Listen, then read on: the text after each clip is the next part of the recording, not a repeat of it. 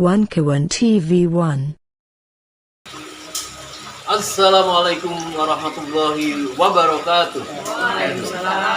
Saudara sekalian, ibu-ibu atau yang akrab dipanggil mak-mak, ada yang dari Lampung, Jakarta, Tangerang, Jawa Timur, lebih kurang 120-an mak-mak. Dan kita tahu bahwa hari ini heboh, mak-mak itu kalau sudah punya keinginan itu memang susah ya, dilarang, karena tentu sudah disampaikan kasihan ya, mak-mak begitu jauh harus ke Solo, tetapi mereka merasa tidak puas, ada sesuatu yang belum diselesaikan. Dan apalagi ini ada satu hal penting, yaitu maraknya akan diberikan rumah atau tanah kepada mantan presiden yang dianggap merugikan dan sangat tidak pantas. Maka inilah yang mak-mak menjadi merasa perlu untuk mendatangi Solo untuk memberitahukan kepada rakyat secara luas bahwa ini loh, ada negara yang jangan-jangan peraturan ini yang sebesar itu juga dari dia sendiri. Karena pada saat lengser itu dipasang di banner, baliho di mana-mana, terima kasih, tapi yang membuatnya mereka sendiri, yang bayar dia sendiri, yang memasang dia sendiri. Inilah bentuk dari satu katakanlah pimpinan rezim yang sakit. Nah, oleh karenanya tadi akhirnya emak-emak ya menyempatkan mendatangi sebuah lokasi tanah yang sangat strategis yang untuk dijadikan bangunan itu, yang kelihatannya kemungkinan aparat merasa kecolongan. Pasalnya mereka memang ibu-ibu ini, mak-mak ini mengajukan izin bersama mak-mak di Solo untuk berdemo di lokasi itu, tetapi ternyata sudah dialihkan kepada di balai kota. Tetapi namanya mak-mak, sekali lagi dia tetap ke sana, dan terjadilah perdebatan sampai terjadi pencurian banner yang sudah viral itu. Tetapi masalahnya, mengapa mereka takut sekali dengan banner itu? Karena banner itulah yang menyuarakan tentang bahwa rakyat tidak rela, tidak setuju terhadap pemberian itu. Tapi sebelum saya berpanjang-panjang, di sini ada tokohnya mama ini, ada masih belum beranjak pulang, ada Bu Kurnia, ada mama yang nakal ini, yang mempunyai jalan tamrin. Ini Bu Nunu, dan ada Mbak Tita. Mungkin dari Mbak Kurnia dulu. Ya, Mbak Kurnia dulu. Ya, Mbak Kurnia dulu. Oh ya, nanti punya nambahin. Ini yang punya gawe ini. Assalamualaikum warahmatullahi wabarakatuh. Selamat malam kepada semua audiens di sana. Sekali lagi, ini adalah kemauan emak-emak, dan khususnya kepada Pak Jokowi. Memang kita mempunyai suatu rasa yang dendam, mungkin dendam ya kalau kita bilang ya. Kita sudah menentukan jauh-jauh hari kalau Jokowi itu adalah common enemy, our common enemy. Jadi artinya selama 10 tahun ini Jokowi itu sudah sangat merusak semua sendi dan yang berhubungan dengan anak-anak kami untuk kedepannya.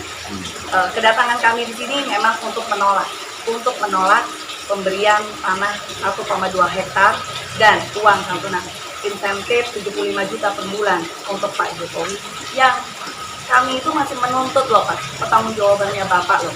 Ya, jadi kami tidak rela, sedangkan uang yang diberikan oleh negara itu adalah uang kami juga.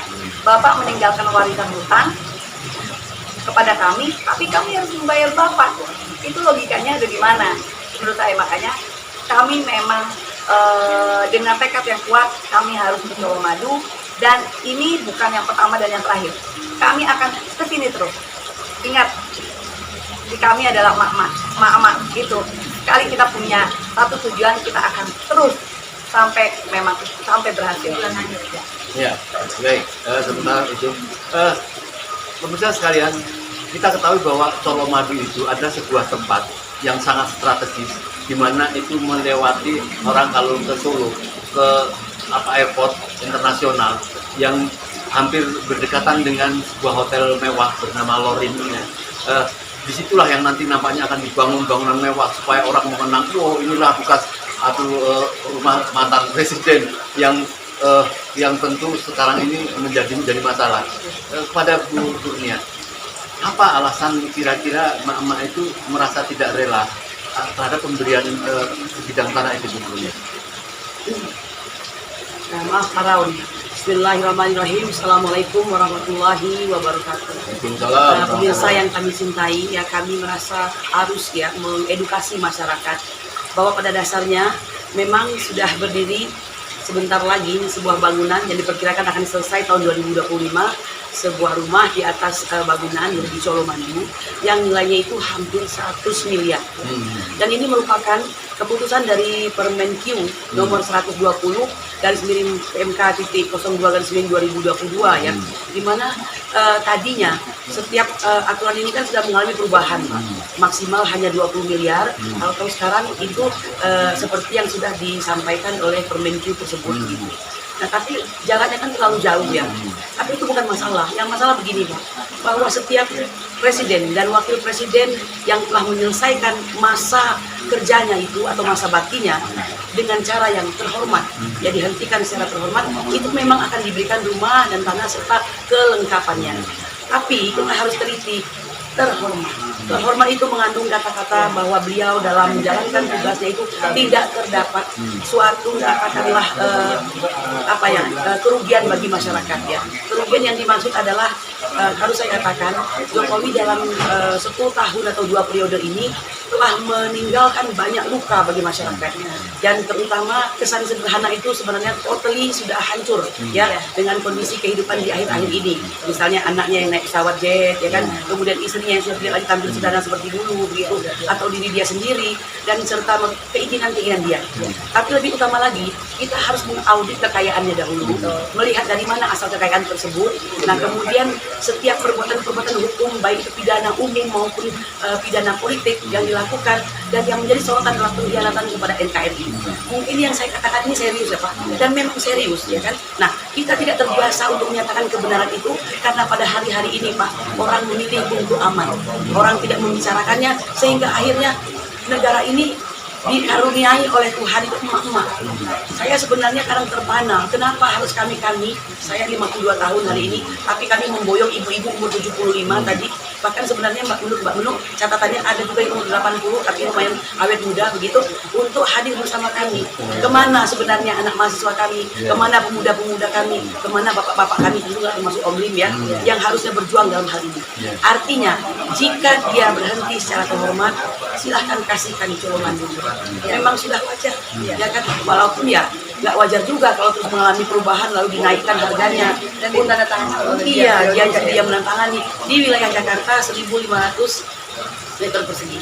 Tetapi kalau di luar Jawa, di luar DKI maksudnya, itu diperkenankan lebih daripada itu dengan catatan menyesuaikan harganya gitu. Jadi hal-hal seperti ini saya melihat setiap kali dia membutuhkan sesuatu maka perubahan undang-undang akan dirubah atau aturan akan dirubah. Bu Kurnia, kalau dari sisi perkembangan ekonomi Indonesia, apakah dia membawa memang perubahan dalam ekonomi ini sehingga ingin dikatakan sebagai bapak pembangunan infrastruktur dan sebagainya? Apa sebetulnya melihat? Ya, memang cita-cita dia itu untuk membuat ekonomi meroket, ya kan? Yang sudah katakan. Tapi yang terjadi kan nyungsep gitu ya. Tentu, ya, untuk menyatakan nyungsep atau meroket itu ada indikasi ekonomi begitu.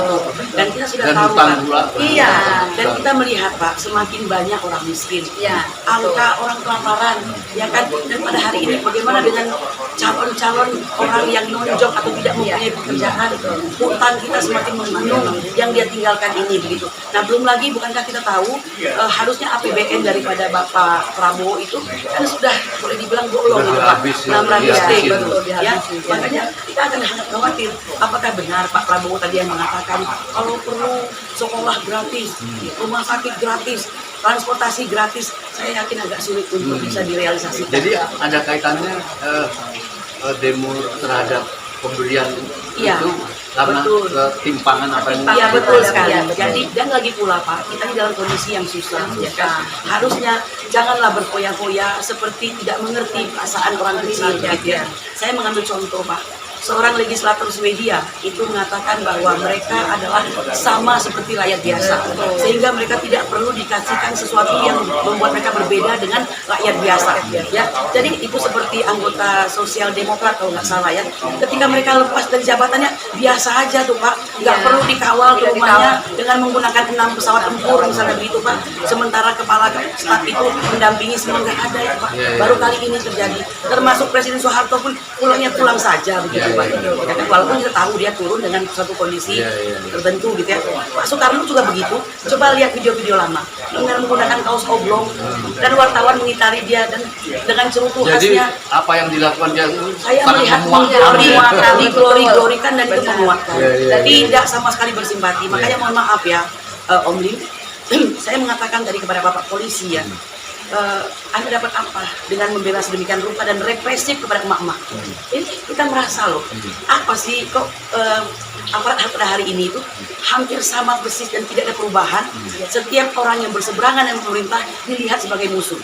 Padahal mereka sekarang sudah berbeda tempatnya, tidak lagi langsung di bawah presiden, melainkan di bawah menteri kabinet apa itu, bukan menteri dalam negeri ya, tapi di mana di salah satu itu. Ya, artinya hadapilah ini dengan tenang dan legowo bahwa Anda hari ini tidak ada beban lagi untuk berpura-pura, untuk harus selalu menyanjung presiden dan sebagainya gitu, atau kekuasaan. Dan tidak boleh jadikan alat pukul gitu. Ya, baik, nanti saya minta keterangan lebih lanjut. Siap. Saya lihat ada Bu Tita yang belum pulang juga ya. Bu Tita mungkin bisa menceritakan tentang banner atau apa poster yang dibawa sehingga mereka khawatir sekali. Apakah saya lihat salah satunya ada disegel kayak gitu ya? Terus gimana ceritanya sampai diambil sama orang preman atau polisi atau siapa itu yang ambil? Assalamualaikum warahmatullahi wabarakatuh. Saya akan menceritakan sedikit kronologi kejadian hari ini di depan kediaman calon Kolomadu. Jadi kami sebagai rakyat, aliansi rakyat juga ditemani dengan beberapa aliansi dari berbagai daerah di luar Jakarta datang ke Solo untuk menyuarakan aspirasi. Akan tetapi setelah diceritakan juga dengan Pak Om Lim tadi bahwa SP itu sudah dipermasalahkan, dipindahkan dari kami menginginkan Kolomadu ini dipindahkan ke Balai Kota. Ketika kami benar-benar emak-emak tidak mau melakukan di Balai Kota, kami tetap di Kolomadu. Tiba-tiba ketika kami masang banner segel di depan pintu gerbang, dan mama sedang orasi, saya juga sedang menuju poster. Ada empat orang rambut gondrong yang cepat merampas semua, baik itu poster, baik itu banner, baik segel yang di atas itu, tanpa memberikan kesempatan untuk terkejut, dan mereka lari pun merampas pun dengan menjatuhkan salah satu ibu-ibu dari kami yang sudah terkejut. Dan tidak ada yang ketakutan dari ibu yang ada itu bagaimana? Nggak ada. Kalau ketakutan Kaget aja. karena kami memang sudah apa ya? Biasa Kami sudah terbiasa, karena nyali kami itu lebih bagaimana caranya supaya kebenaran itu ditegakkan gitu. Jadi bagaimana perebutan banner tadi yang oleh Kita nggak saya lihat kami nggak tadi ada sempat. kejar-kejaran itu ya? Ya, beberapa teman kami mengejar dan kami teriak maling. Oh gitu. Maling, kejar maling. Semua pengendara juga kaget, malingnya siapa? Gitu kan? Ada satu polisi atau ya bebas pakai. Iya. Akan merebut poster yang ada di bawah. Jadi dia tarik sampai ya untuk saya berhasil. Iya. Ada perlawanan dikit. Akhirnya dia lari. Itu aja yang membuat saya ini mereka berani sama eyang istilahnya kan eyang ya. Di atas umur 70 kan kelasnya udah eyang. Apa mereka nggak punya ibu gitu? Kita itu bergerak tidak ada yang namanya bawa senjata. Dan ingat kita tuh punya video ya. Tidak bawa senjata, kami baik-baik hanya mengucapkan dan tidak mewakili siapapun, hanya mewakili diri sendiri dan menyuarakan dan membantu rakyat. Iya, iya. Untuk Masa mengerti. depan anak cucu kita. Iya, iya. Bukan siapa-siapa. Iya, iya. Tapi kelakuannya benar-benar sangat kejam Iya. gitu. Baik Mbak Rita, Iya. tolong jaga stamina ya, semangat Iya, iya, iya. bersama-sama Iya. karena yang dilakukan ibu ini saya yakin bukan berdasarkan kepentingan pribadi Bukan. ya. Ini merasa Bukan. terwakilkan Iya, ya, gerakan iya, rakyat ya. betul, betul. Mbak Nunu, Ya. ini gimana ceritanya kok? Tahu-tahu ada yang dari Jawa Timur, ada dari Surabaya, satu. Apakah mak-maknya ada jaringan yang saling kontak-kontak Oh, iya. untuk melakukan perjuangan seperti ini? Oke, sebetulnya ini adalah dari pemikiran saya aja nih ya. Hmm. Jadi awalnya itu banyak yang berasumsi bahwa untuk menyatukan emak-emak itu adalah sulit, ya. Kemudian timbullah ide untuk, karena saya melihat gini, setelah pasca tanggal 20 semuanya menjadi turun ya, suhu politik Jokowi cenderung turun. Ya, jadi artinya kecuali kita ngomongnya sebelum 411 nih yang kemarin ya, rencana ini gitu ya. Akhirnya saya ada beberapa dengan memang kami ini sebetulnya selalu walaupun berjauhan tapi kami baik. Jadi terjadilah komunikasi antara dengan Bunda Mary, kemudian Ibu Rosida dari Surabaya, kemudian Bu Wuri dari Solo. Oh, iya, Kemudian karena memang Bu Wuri adalah nomor satu yang kita hubungi, saya hubungi karena memang disinilah titik kumpul kita untuk kebetulan kan Pak Jokowi baliknya ke Solo ya. Saya Jadi lihat mulai dari tadi situ aja. sebelum berangkat ke lapangan, soal ke beberapa sesepuh Oh, iya, di iya, Jogja iya, tadi. iya, betul. Ada ke Pak Mudrik. Pak Mudrik, Saya lihat iya. Pak Mudrik kayak memberikan restu, pokoknya iya. tidak terima kalau dia Iya, iya, bisa betul. ceritakan. Oh ya, jadi gini, memang dengan Pak Mudrik itu ada hubungan khusus ya antara kami aktivis dengan Pak Mudrik. Kami Iya, iya. menganggap Pak Mudrik itu adalah ayah kami, Iya, ya. iya, iya. Dan dia selalu memberikan kami pencerahan-pencerahan.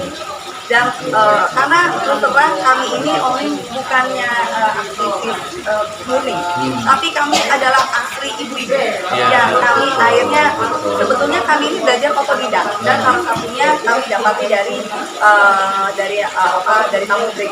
Dan beliau saat ini ICU Pak.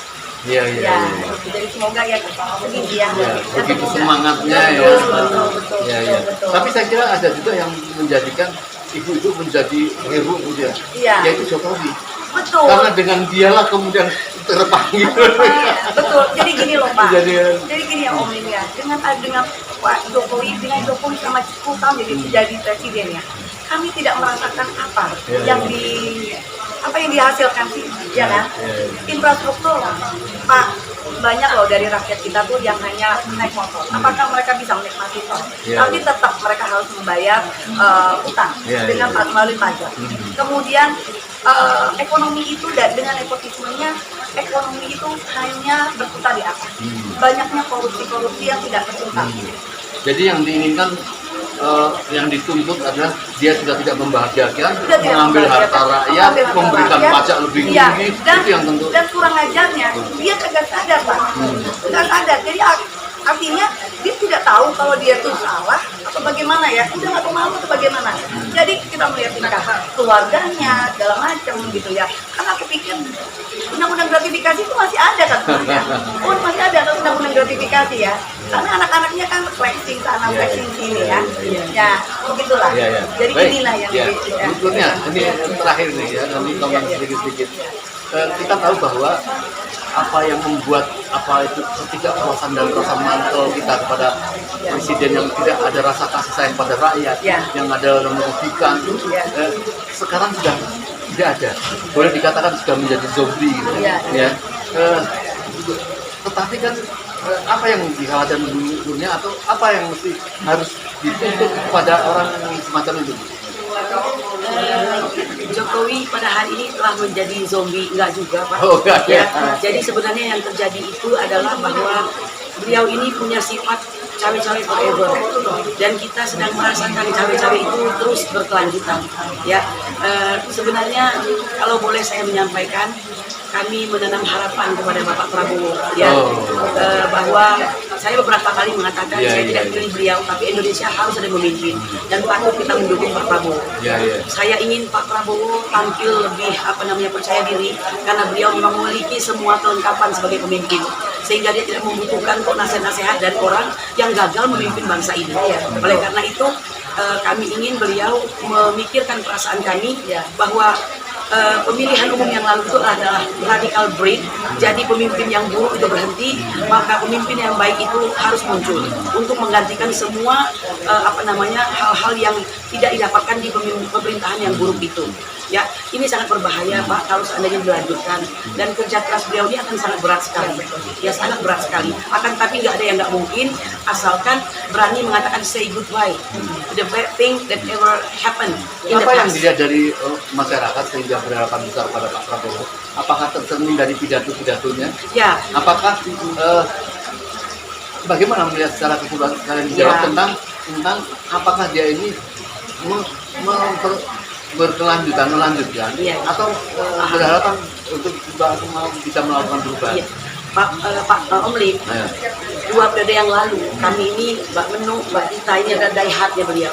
Jadi sebenarnya emak-emak militan itu muncul pada saat membela beliau. Kami Ya ini kan? adalah pasukan emak-emak dari Pak Prabowo. Iya, seharusnya kan. Ya. Nah, tapi kekecewaan itu muncul ketika beliau berkoalisi dengan Pak Jokowi, ya kan? Nah, jadi kami mengatakan demikian. Jauh sebelum beliau berkoalisi, beliau itu adalah tentara, jiwanya korsa, ya kan? Dan beliau ini seperti dipengaruhi oleh sikap-sikap Bung Karno, gitu kan? Jadi percaya sekali ya. Iya, jadi kalau dia pidato itu memang bersemangat. Iya, Nah, iya. oleh karena itu jangan kehilangan itu, Pak. Ya kan? Jika Anda pernah sempat kehilangan, maka hari ini Anda presidennya. You are the president, not the other one. Jadi jadilah presiden itu gitu. Maka bentuklah apa yang menjadi cita-cita Anda yang Anda katakan macan Asia itu. Ya, inilah waktunya. Oleh karena itu tidak ada lagi kesempatan memberi tempat orang lain. Iya. Dan satu hal yang saya mau katakan, Pak Jokowi bisa saja berhenti, tapi kalau dia terus diberi kesempatan, dia akan menjadi agen oligarki. Ya, itu berbahaya sekali. Iya. Apalagi dia mempunyai kepentingan Fufu Fafa pada hari ini, yang 99,9% itu adalah presiden terpilih pada hari ini, itu akan sangat menjadi beban bagi beliau. Jadi kan, Iya. Mungkin sedikit ya silakan. ya. Melanjutkan dari Uni tadi, Uni Kurnia, betul, kami ini adalah pasukan emak-emak daihatnya Pak Prabowo, dan aku adalah salah satu yang datang ke Kertanegara pada saat Pak Prabowo pamitan. Kami percaya Pak, pada saat itu kami percaya sekali, tapi kami tetap di jalan untuk berperang sendiri melawan Jokowi dengan cara kami. Sekarang dengan adanya Pak Prabowo menjadi presiden, satu perubahan yang kami rasakan adalah adem. Indonesia menjadi adem. Pada saat Jokowi menjadi presiden, kita dipecah belah. Jadi pada saat yang periode kedua kita dipecah belah. Ada rasa sebel kepada yang memilih Jokowi, ya. Tapi sekarang begitu Pak Prabowo menjadi presiden, besar sekali perbedaannya. Semuanya menjadi kayak cooling down, ya kan? Artinya kami ini memang percaya kepada Pak Prabowo, karena kami ini adalah memang yang dulu itu selama 10 tahun ya Pak Prabowo itu melawan itu. Kami ini selalu ada di belakang Pak Prabowo. Jadi sekali lagi saya percaya pada Pak Prabowo, dan iya Pak, sekarang ini pun kami tidak akan berubah untuk selalu melawan Jokowi ya. Sampai tuntutan kami untuk diadili, dan kami hanya memohon kepada Bapak supaya jangan lindungi Pak orang yang memang sudah bersalah kepada negara ini dan kepada anak-anak kami. Itu aja. Semoga Pak Prabowo entah melalui siapa mendengarkan apa yang telah disampaikan dari ibu-ibu yang bahkan dengan jujur berpolosnya mengatakan sejak 10 tahun sebelumnya ya, atau pada saat Pak Prabowo bersaing dengan Pak Jokowi, ini mereka mengaku orang yang sangat percaya.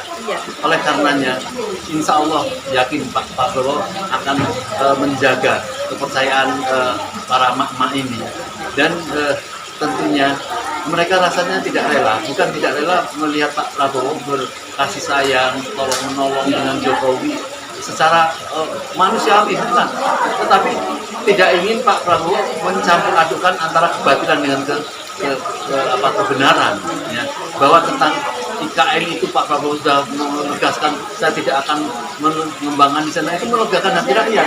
Bukan tidak suka pembangunan, tetapi ini ada sesuatu yang memang ada rasa yang ingin menghilangkan sebuah ibu kota yang sudah dalam sejarah ujuk-ujuk mau memindahkan itu, ini saya kaitan yang lain. Ya, semoga apa yang menjadi harapan Ibu tadi bisa diperhatikan Pak Prabowo, dan cukuplah Pak Prabowo percaya diri, rakyat pasti akan mendukung. Ya, tidak perlu mencari dukungan dari orang yang tidak dipercaya oleh rakyat. Saya kira mungkin itu. Ada sedikit yang tambahin? Cukup. Bila itu Taufiq wal Hidayah. Assalamualaikum warahmatullahi wabarakatuh.